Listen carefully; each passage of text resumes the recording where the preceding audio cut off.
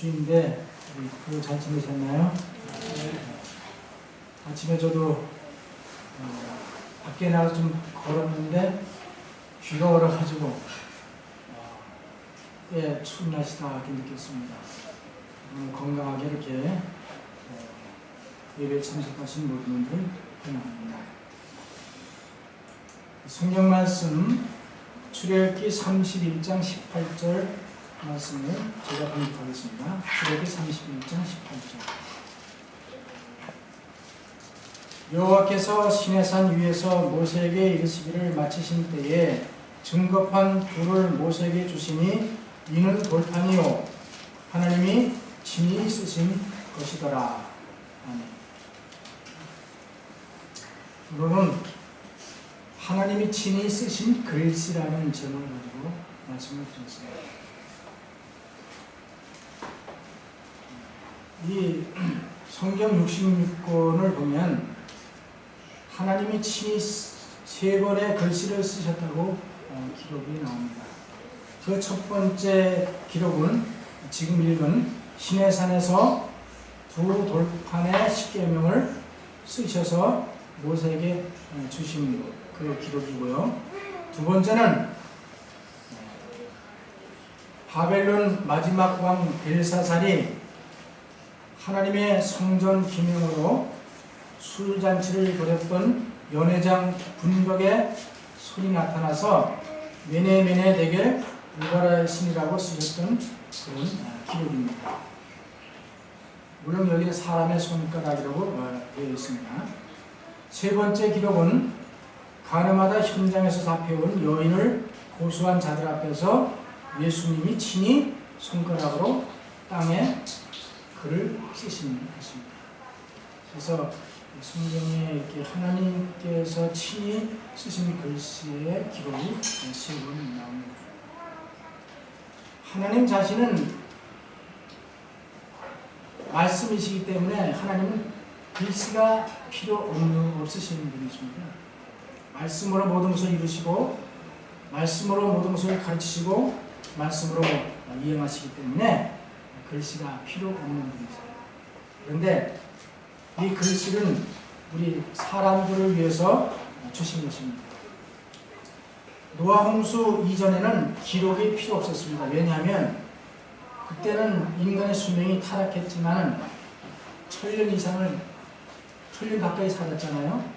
무두셀라가 969세까지 살았으니까 1000년을 산다고 하면 상당 기간이죠. 그렇기 때문에 물론 죄를 지어서 많은 것이 이렇게 좀 쇠퇴됐지만은 1000년 동안 살면서 그때는 기억력이 아주 좋았고 또 지력이 좋았고 그래서 구조로 말로다가 전해도 1000년을 살았으니까 계속 말을 통해서 이렇게 말씀이 전해져 내려왔어요. 근데 노아 홍수가 나고 난 직후로부터 사람의 수명이 갑자기 단축됐어요. 단축되고 그 다음에 사람의 기억력이 점점 없어지고 그렇게 해서 자꾸 잊어버리는 거예요. 그래서 하나님께서는 이 글을 통해서 말씀을 전달하시는 그런 계획을 세우신 것입니다. 그래서 오늘 이 3번의 글씨를 쓰신 경우를 우리가 살펴보면서 여기서 함께 은혜를 나누고자 합니다. 첫 번째는 두 돌판에 하나님이 쓰신 글씨, 바로 십계명이죠. 출애굽기 32장 15절에 모세가 돌이켜 산에서 내려오는데 증거의 두 판이 그 손에 있고 그 판의 양면 이편 저편에 글자가 있으니 그 판은 하나님이 만드신 것이요 글자는 하나님이 쓰셔서 판에 새긴 것이더라. 이스라엘 백성들을 인도하시면서 하나님께서는 모세를 통하여 하나님의 율법을 주시기 위하여 시내산에 오르라고 했습니다. 제가 2009년 9월 3일 일요일날 시내산에 그때 우리 이제 갔었는데요. 새벽 2시에 그 시내산 모세가 떨기나무를 보았던 장소, 그 장소에서 출발해가지고 정상까지 올라갔는데 2시간이 걸렸습니다. 그래서 새벽 4시에 도착을 했어요. 그때 뭐 캄캄하고 해가 안 떴을 때입니다. 굉장히 춥더라고요. 그 높이가 2285m입니다. 거기는 뭐 지금은 또 다른 뭐 고고학자들이 또 주장하기를 굳이 이 모세가 받은 십계명이 거기 아니고 다른 데 있다 이렇게 뭐 주장하는데요. 어쨌든 모세가 시내산에서 하나님께서 주신 십계명을 친히 받았습니다. 이 십계명은 하나님이 친히 쓰셨다고 말씀했습니다. 신명기 4장 13절로 말씀했습니다. 십계명이 얼마나 중요했으면 하나님께서 직접 쓰셨겠습니까? 그 당시 다른 말씀들은 선지자들을 통하여 말씀을 기록하도록 하셨는데 십계명만큼은 하나님이 친히 자신의 손가락으로 기록하여 판에 새겼다고 여기 말씀했습니다. 그래서 그 십계명을 쓰셔서 그걸 모세에게 직접 주시고 모세는 그걸 들고 와서 백성들에게 선포하고 전달했습니다.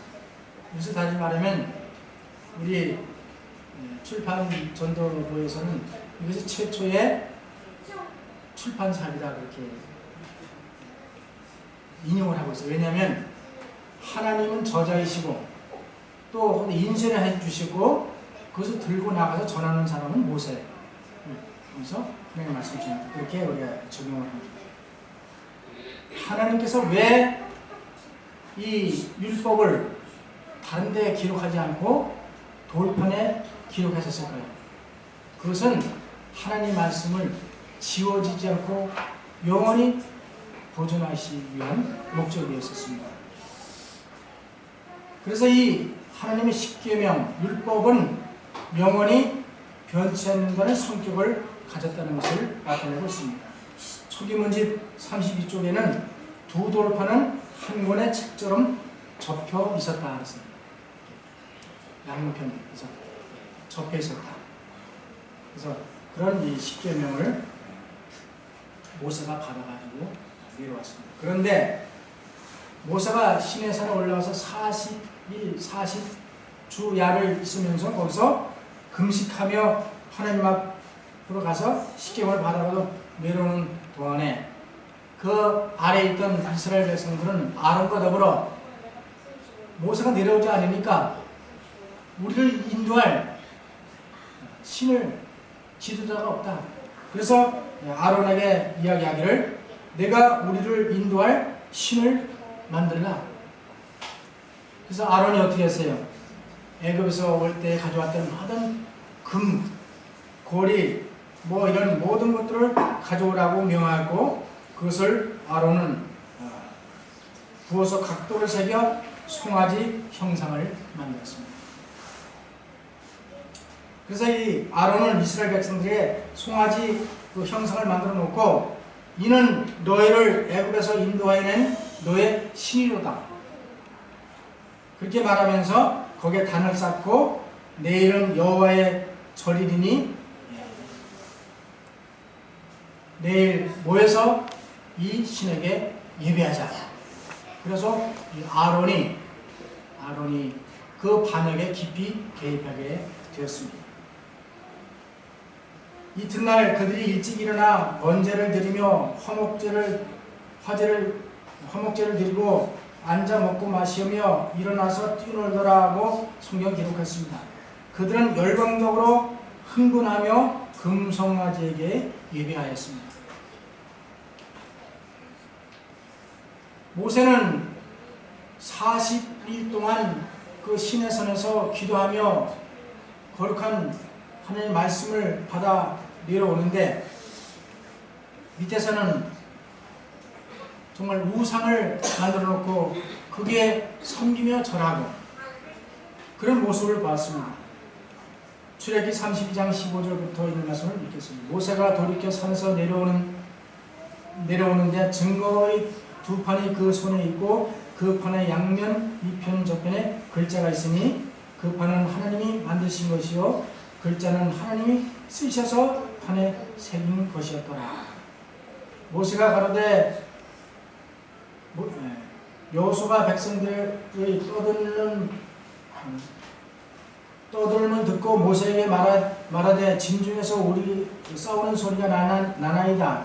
모세가 가로되 이는 승전가도 아니요 패하여 부르짖는 소리도 아니니라.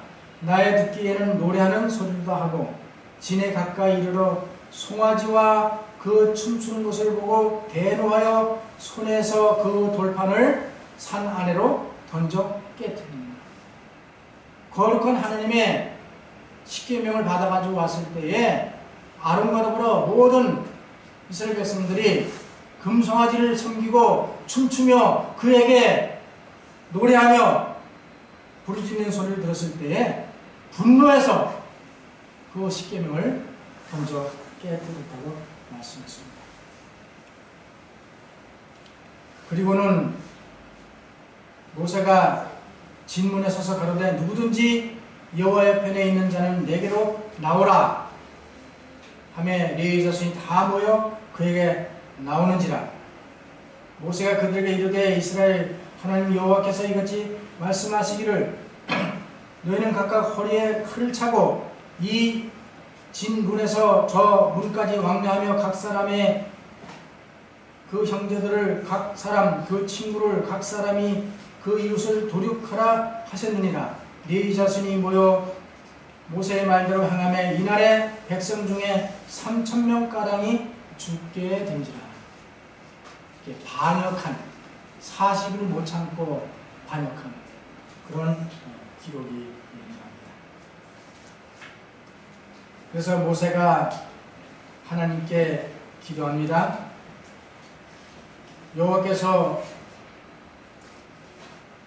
여호와께로 다시 나아가 여짜오되 슬프소이다. 이 백성이 자기를 위하여 금신을 만들어 싸우니 큰 죄를 범하나이다. 그러나 합의하시면 이제 그들의 죄를 사하여 주옵소서. 그렇지 아니하면 원컨대 주의 기록하신 책에서 내 이름을 지워 주시옵소서라고 하는 정말 중보의 기도를, 탄원의 기도를 모세가 했습니다. 그때 하나님께서는 모세의 간절한 기도를 들으시고 약속하시기를 34장 1절 여호와께서 모세에게 이르시되 너는 돌판 둘을 처음과 같이 깎아 만들라. 내가 깨뜨린 바 처음과 같이 깎아 만들라. 내가 깨뜨린 바 처음 판에 있던 말을 내가 그 판에 쓰리니. 처음에 주신 십계명은 하나님 친히 판도 만드셨고 친히 글씨도 쓰셔서 모세에게 주었습니다. 모세가 그걸 깨뜨린 후에 회개하고 하나님께 나갔을 때 하나님이 다시 약속하시는 너희가 모세에게 돌판을 처음 것 같이 둘을 만들어 가져와라. 그러면 내가 그 판에다가 글을 쓰겠다고 말씀했습니다. 2번 쓰시는 거죠. 10절입니다. 모세가 여호와와 함께 40일 40야를 거기 있으면서 떡도 먹지 아니하였고 물도 마시지 아니하였으며 여호와께서 언약의 말씀 곧 십계를 그 판들에 기록하셨더라고 말씀했습니다.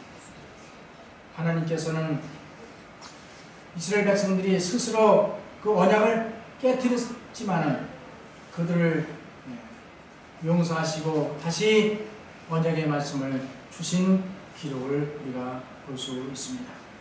그래서 하나님께서는 그들이 언젠가는 그 말씀을 잊어버릴 것을 생각하시고 예레미야 31장 31절에 나 여호와가 말하노라 오라 날이 이르리니 내가 이스라엘 집과 유다 집에 새 언약을 세우리라.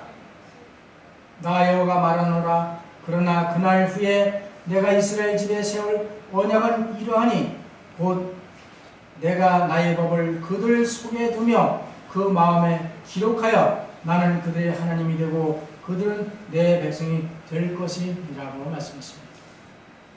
하나님께서는 두 돌판에 기록을 했지만 이스라엘 백성들은 그 명확한 말씀을 잊어버리고 말씀을 떠났을 때에 하나님께서는 그 언약의 말씀을 이스라엘 백성들의 마음에 기록하시겠다고 말씀했습니다. 히브리 8장 10절에도 또 주께서 가라사대 그날 후에 내가 이스라엘 집으로 세울 언약이 이것이니 내 법을 저의 생각에 두고 저의 마음에 이것을 기록하리라. 나는 저희 하나님이 되고 저는 내 백성이 되리라고 말씀하셨습니다.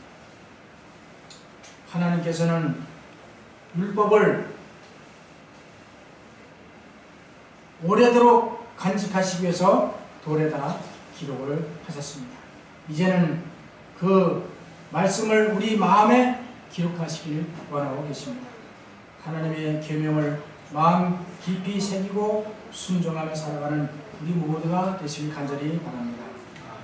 두 번째로는 바벨론 왕궁 분벽에 하나님께서 쓰신 글씨입니다. 다니엘서 5장에 그 말씀이 나와 있습니다.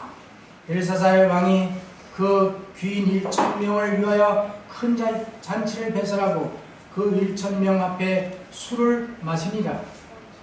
벨사살이 술을 마실 때에 명하여 그 부친 느부갓네살이 예루살렘 전에서 취하여온 금, 은, 기명을 가져오게 하였으니 이는 왕과 귀인들과 왕후들과 빅민들이 다 그것으로 마시려 함이었더라. 이에 예루살렘 하나님의 전 성소 중에서 취해온 금기명을 가져오며 왕이 그 귀인들과 왕후들과 빅민들로 더불어 그것을 마시고 무리가 술을 마시고는 그 금, 은, 동, 철, 목석으로 만든 신들을 찬양하니라. 그때에 하나님의 사람의 손가락이 나타나서 왕궁 촛대 맞은편 분벽에 글자를 쓰는데 왕이 글자 쓰는 손가락을 얹으라. 자, 벨사살 왕이 이제 이 바벨론의 번영과 또한 모든 이루어진 것들이 하나님께서 인도하신 것을 망각하고 그들이 술잔치를 벌이고 또 그것도 모자라서 하나님을 모독하는 예루살렘에서 하나님께 예배하고 드리는 성소에 그 그릇들을 히스기야 왕이 있을 때 그걸 다 보여준 후로 이사야가 예언하기를 그 모든 것들이 다 바벨론으로 옮기겠다고 하는 예언대로 성취되어서 바벨론으로 가져온 거룩한 그 기명을 술을 딸컥 먹고 취해서 그런 신성 모독을 벌이고 있었습니다. 이것은 벨사살 왕이 거룩한 하나님의 향하여 대적하는 신성 모독을 저지른 것입니다. 교만하다 못해 이제는 느부갓네살이 교만하여 있을 때 하나님께서 그를 씻어서 들의 짐승처럼 그리 살도록 하신 것을 다 듣고 배웠던 벨사살 왕이었지만 하나님의 거룩한 기명으로 술을 마시며 우상에게 찬양하며 온갖 몽롱한 때에 사람의 손이 나타나서 바벨론 왕궁 벽에 글씨를 쓴 것을 보게 된 것입니다. 그때에 그 벨사살 왕은 공포에 질려가지고 사색이 돼서 막 다리 무릎이 떨면서 공포에 질려 있었습니다. 그때 그는 그 글씨를 보았지만 읽을 수도 없고 해석할 수도 없었습니다. 그런 사색이 된 그 벨사살 왕은 명하여 그 나라의 술객들과 박사들과 모든 사람들이 거기 참석했을 때에 그것을 해석해서 읽어보라고 했습니다. 그렇게 할 수가 없었습니다. 그때 그 벨사살의 태후가 그 연회장에 왔다가 그 모습을 보고 말하기를 이렇게 말했습니다.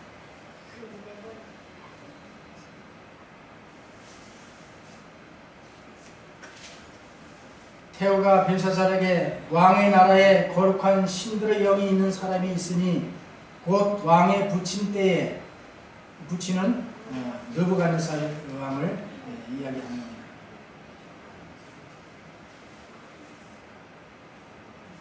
자로서 명철과 총명과 지혜가 있어 신들의 지혜와 같은 자가 자라 왕의 부친 느부갓네살이 그를 세워 박수와 술객과 갈대아 술사와 점쟁이의 어른을 삼았으니 왕이 벨드사살이라 이름한 이 다니엘의 마음이 민첩하고 지식과 총명이 있어 능히 꿈을 해석하며 은밀한 말을 밝히며 의문을 피할 수 있었습니다. 이제 다니엘을 부르소서. 그리하시면 그가 그 해석을 알려드리이다 라고 다니엘 5장 11절로 12절에 말씀하고 있습니다. 공포에 떨고 있는 벨사살을 향해서 느부갓네살 때에 지켜보았던 태후, 그의 할머니, 어머니가 그 다니엘이 이제 그 공지에서 물러난 상태에서 노령의 다니엘을 부르라고 했습니다. 그때 다니엘의 나이는 85세 정도 되었다고 합니다. 그래서 급히 다니엘을 불러왔습니다. 그 연회장을 불러와서 다니엘에게 말하기를 내가 이 글자를 읽고 해석해달라고 요청을 했습니다. 그때 다니엘은 침착하게 벨사살 왕을 향하여 심판의 경고를 합니다. 그 말씀이 다니엘 5장 22절에 있습니다. 벨사살 왕이여, 왕은 그의 아들이 되어서 이것을 다 알고도, 느부갓네살 왕에 있었던 모든 일을 다 알고도 오히려 마음을 낮추지 아니하고 도리어 스스로 높여서 하늘의 주제를 거역하고 그 전 기명을 왕의 앞으로 가져다가 왕과 귀인들과 왕후들과 빈궁들이 다 그것으로 술을 마시고 왕이 또 보지도 듣지도 알지도 못하는 금은 동, 철과 목석으로 만든 신상들을 찬양하고 도리어 왕의 호흡을 주장하시고 왕의 모든 길을 작정하시는 하나님께 영광을 돌리지 아니한지라. 이러므로 그의 앞에서 이 손가락이 나와서 그 글을 기록하였나이다. 기록한 글자는 이것이니 곧 메네 데겔 우바라시니라. 그 뜻을 해석하건대 메네는 하나님이 이미 왕의 나라의 시대를 치려서 그것을 끝나게 하셨다 하며, 데겔은 왕이 저울에 달려서 부족함이 되었다 하며, 베레스는 왕의 나라가 나뉘어서 메대와 바사 사람에게 중과되었다 함이니이다. 이에 벨사살이 명하여 무리로 다니엘에게 자주옷을 입히게 하며 금사슬로 그의 목에 들어오게 하고 그를 위하여 조소를 내려 나라의 셋째 치리자를 삼으니라. 그날 밤에 갈대아 왕 벨사살이 죽임을 당하였고 메대 사람 다리오가 나라를 얻었는데 때에 다리오는 62세였더라. 이렇게 교만하고 하나님을 신성모독하고 우상을 섬기고 술을 마시면서 그랬던 바벨의 마지막 왕 벨사살은 심판의 경고의 기별을 듣고 그날 하나님의 심판에 집행하여 벨사살은 그날 밤에 죽고 말았습니다. 그리고 바벨론 나라는 메대 사람 다리오가 그 나라를 쳐들어와서 그때 고레스의 군장 고브리아스가 쳐들어와서 벨사살 왕을 살해하고 벨사살과 그 바벨론이 완전히 멸망하는 그런 심판을 받게 되었습니다. 우리는 이 말씀을 보면서 마지막 때에 타락한 바벨론을 심판할 것을 우리가 생각하면서 우리의 모든 삶이 정말 교만하고 하나님을 모독하고 우상을 섬기며 순잔치를 벌이고 그렇게 했을 때의 결과가 어떻게 되었는지를 잘 알 수 있습니다. 대개 나라가 망할 때는 그런 타락해서 영적으로 타락하지만 좀 도덕적으로 타락합니다. 그래서 벨사살 왕은 저울에 달아보니 부족함이 되었다. 그 말은 도덕적으로 이미 벨사살 왕은 타락했고 바벨론은 멸망할 수밖에 없는 것을 알 수가 있습니다. 하나님이 친히 쓰신 율법에 비추어서 바벨론은 망하게 되었고 결국으로 심판을 당하게 되었습니다. 제가 폼페이에 2번을 갔었는데요. 2000년 9월 8일, 2008년 9월 5일 2번을 갔었는데 그때 그 폼페이시가 멸망한 그 화산재가 내려와서 그 멸망할 때 순식간에 멸망당했던 사람들이 그 시체가 완전히 굳어가지고 있는 그 박물을 전시하는 걸 봤습니다. 술 먹고 방탕하고 그런 경고가 옴에도 불구하고 그 사람들이 그걸 듣지 않고 했었던 그 모습이 그대로 그 음식을 먹던 그 모습 그대로 완전히 화석이 되어가지고 있는 모습을 보았습니다. 이 바벨론도 마찬가지로 그렇게 멸망을 했고 노아 홍수 때도 마찬가지고 로세 때도 마찬가지고 그런 마지막 교훈이 되는 경고들을 우리에게 주고 계십니다. 우리 모두가 하나님의 율법을 존경하고 그 율법대로 순종하는 그런 삶을 통해서 이런 우리가 멸망을 당하지 않는 그런 영적 삶을 사시길 간절히 바랍니다.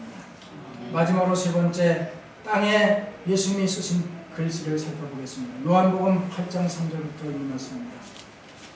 서기관들과 바리새인들이 가는 중에 잡힌 여자를 끌고 와서 가운데 세우고 예수께서 말하되 선생이여 이 여자가 가늠하다 현장에서 잡혔나이다.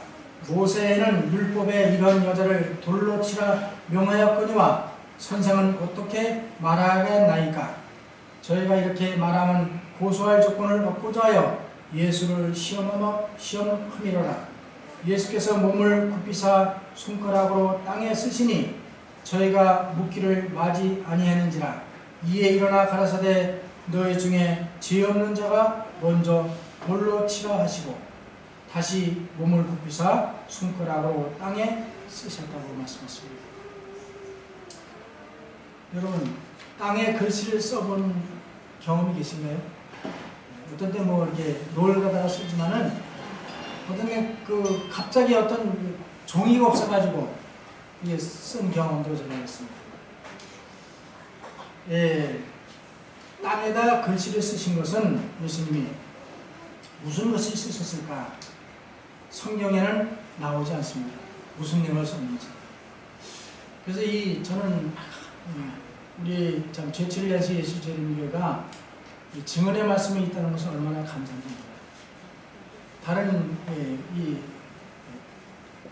개신교회에서는 성경에서 이렇게 예수님 땅에 쓰였던 글을 어떤 것을 쓸까에 대해서 많은 생각하고 자기네도 생각하고 있지만 이언에서는 분명히 말씀하고 있습니다.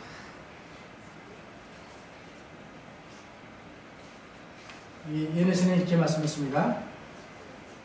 예수께서는 당신 앞에 있는 모든 사람들의 마음을 읽으시고 그들의 품성과 생애의 어떠함을 아셨다. 소위 정의의 수호자들이라는 이들이 예수를 해할 함정을 만들기 위하여 이 여인을 죄를 짓게 했던 것이다. 예수님을 계속 올무를 놓고 함정에 빠지게 해서 예수님을 어떻게든지 잡아 해하려고 하는 목적이 이때 당시에 바리새인들과 서기관들과 지도자들에게 있었던 것입니다. 우리가 로마의 동전을 가져와서 가이사에게 세를 바치는 것이 옳으니까 질문했잖아요. 곤란한 질문들을 해서 함정을 빠뜨리는 거예요. 그와 유사한 내용입니다. 예수께서는 그들의 질문을 들은 척도 하지 않으시고 몸을 굽혀 시선을 땅에 고정시키시고 흙에다 글씨를 쓰시기 시작하셨다. 자, 무슨 글씨를 썼을까? 그러나 그들의 시선이 예수의 시선을 따라 땅바닥으로 쏠렸을 때 그들의 안색은 변하였다. 현장에서 가늠하다 잡혀온 여인을 끌고 와서 예수님께 밀쳐놓고 모세법에는 이러한 사람은 돌로 치라고 명하였는데 예수 당신은 선생은 어떻게 이 여자에게 말하겠나이까? 질문하고 예수는 아무 말씀도 안 하시고 그 여인이 땅에 꿇어 앉고 그 고수자리 그 주에 몰려있는 상태에서 아무 말씀도 안 하시고 땅에 글씨를 손가락으로 써 있습니다. 그들 앞에 그려져 있는 것들은 그들 자신들의 생애에 숨은 죄의 비밀들이었다. 그 가늠하여 잡혀온 여인을 끌고 왔던 고수했던 그 사람들의 숨어있는 비밀의 죄들을 땅에다가 말없이 예수님이 쓰셨다는 것입니다. 그랬을 때 그들은 그 내용을 보려고 서로 눈여겨보면서 보다가 슬금슬금 하나 둘씩 도망갔어요. 그러시면 일어서서 죄 없는 자가 먼저 돌로 치라. 모세의 법에 보면 돌로 칠 만한 죄인이 있을 때는 그것을 목격했던 증인이 먼저 돌을 던져 그 죄인을 치고 난 다음에 많은 사람이 돌을 들어서 그 사람을 돌로 쳐서 죽이는 것이 유대의 사형법이었습니다. 예수님이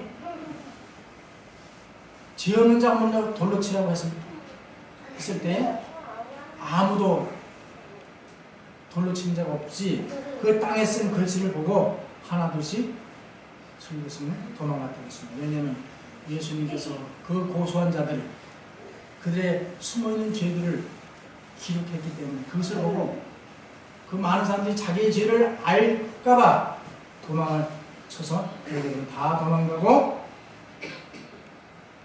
잡혀온 여인과 예수님은 남아 있었습니다. 그때 예수님께서 말씀하시기를 너를 고소한 그들이 어디 있느냐? 너를 정죄한 자가 없느냐? 여인이 말하기를 주여 없나이다. 예수께서 가라사대 나도 너를 정죄하지 아니하노니 가서 다시는 죄를 범치 말라 하고 당부하셨습니다. 그렇다면 예수는 왜 땅에다가 그들의 죄를 기록했을까요? 땅에 흙에다 기록한 것은 그 모든 죄들이 지워지기 원하시는 것이 예수님의 심정이었기 때문입니다. 우리가 땅에다 글씨를 쓰고 나서 손이나 발로 지워버리면 흔적도 없이 사라지잖아요. 우리 바닷가에 가서 그 백사장에 파도가 친 백사장에 파도가 밀려갈 때 거기다 글씨 써놓으면 파도가 밀려와서 그 글씨를 다 지워 없애버리는 거죠. 십계명은 돌에 기록하셨어요. 그 영원히 변치 않는 하나님 말씀이기 때문에 영원히 보존하기 위해서 돌에 기록했지만 그들의 모든 죄, 그 여인의 죄, 모든 죄는 흙에다 기록하신 것입니다. 이것이 예수님의 깊은 뜻을 안고 있는 것을 알 수가 있습니다. 이사야 1장 18절에 말씀하기를 여호와께서 말씀하시되 오라 우리가 서로 변론하자. 너희 죄가 주홍 같을지라도 눈과 같이 희어질 것이요 진홍같이 붉을지라도 양털같이 되리라고 말씀하고 있습니다. 우리가 하나님을 가장 많이 닮을 때가 있다면 언제라고 생각하고 있습니다. 우리가 예수님을 가장 많이 닮을 때가 있다면 우리 삶에서 어떤 때라고 생각하십니까? 그것은 상대를 용서할 때라고 생각합니다. 남을 용서할 때 하나님을 가장 닮고 예수님의 품성을 닮는 때라고 생각합니다. 또한 상대에게 은혜를 베풀 때에 하나님을 가장 많이 닮을 때라고 생각합니다. 또한 상대에게 복음을 전할 때 우리는 하나님을 가장 많이 닮는 그 순간이라는 걸 생각하고 우리가 이 교훈을 통해서 우리 삶이 다시 정말 예수님께서 그들의 죄를 용서해 주기 위해서 정죄하지 않기 위해서 땅에다 글씨 쓰셨던 그 아름다운 모습을 생각하면서 우리도 용서받은 사람으로서 다른 사람을 정죄하지 아니하고 용서하는 그런 정신을 가지고 사시는 여러분 되시길 간절히 바랍니다. 종교의 목적은 바로 죄의 문제를 해결하는 것입니다. 또한 종교의 목적은 죽음의 문제를 해결하는 것입니다. 그리고 하나님의 형상으로 회복해 하는 것이 바로 이 우리의 신앙의 목적이라고 생각합니다. 우리나라 속담에 원수는 물에 새기고 은혜는 돌에 새기라는 말이 있습니다. 원수는 어디다 새기고요? 물에 새기고 은혜는 돌에 새기고 성경의 정신과 좋은 그런 말씀을 생각합니다. 그런데 우리는 저와 우리 몸은 정반대로 살지 않습니까? 그렇죠? 원수는 어디다 새겨요? 돌에 새기고 은혜는 물에다 새깁니다. 그것이 저와 우리의 모습인 것입니다. 그러나 하나님께서는 예수님께서는 이렇게 말씀했습니다. 사람은 죄를 사랑하면서도 죄인을 미워한다. 저도 그래요. 사람은 죄인을 사랑하면서 죄인을 미워합니다. 그리스도는 죄를 미워하시고 죄인은 사랑하십니다. 그리스도는 죄를 미워하시고 죄인은 사랑하십니다. 이것이 그리스도를 따르는 저와 우리 모두의 정신이 되어야 한다고 시대소망 462쪽에 말씀했습니다. 우리가 이 시간 부족하게 살아왔지만 이제는 죄인을 사랑하고 죄를 미워하는 예수님의 그런 품성을 닮아가시길 간절히 바랍니다. 하나님께서는 십계명은 두 돌판에 친히 기록하셨습니다. 이것은 십계명은 영원히 변할 수 없는 성격을 나타내고 있습니다. 그리고 하나님은 하나님의 신성 모독을 한 벨사살과 바벨론의 심판을 그날 밤에 집행하셨습니다. 그러나 예수님은 간음한 여인을 고소한 자들의 숨은 죄들을 땅에 친히 기록하셨습니다. 이것은 죄인을 용서하시는 하나님의 사랑과 자비를 나타내는 것입니다. 기록의 첫째 목적은 말씀의 내용을 정확하게 전달하기 위한 것이고요. 두 번째는 그 내용을 오래도록 보존하기 위한 것입니다. 세 번째는 모든 사람이 누구나 볼 수 있도록 하기 위하여 말씀을 기록하는 것입니다. 우리가 설교를 하고 말씀을 할 때에 여기 참석한 분 이외에는 들을 수가 없어요. 그러나 글을 기록해 놓으면 누구나 글을 통해서 그 말씀을 접할 수 있기 때문에 하나님께서는 이 문자를 통하여 기록을 통하여 기별을 전하시고 또 하나님의 사랑을 전하신다고 말씀했습니다.